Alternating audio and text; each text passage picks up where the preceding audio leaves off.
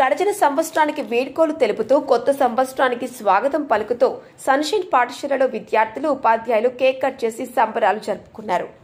నిజామాబాద్ జిల్లా దర్పల్లి మండల కేంద్రంలోని సన్షైన్ పాఠశాలలో గడిచిన సంవత్సరానికి వీడ్కోలు చెబుతూ నూతన సంవత్సరానికి స్వాగతం పలుకుతూ కేక్ కట్ చేసి ఘనంగా సంబరాలు చేశారు. ఈ సందర్భంగా కరెస్పాండెంట్ ఇంచాపురం మహేందర్ మాట్లాడుతూ నూతన సంవత్సరంలో ప్రజలందరూ సుఖ సంతోషాలతో ఉండాలని భగవంతుని కోరుకున్నట్లు వారు తెలిపారు.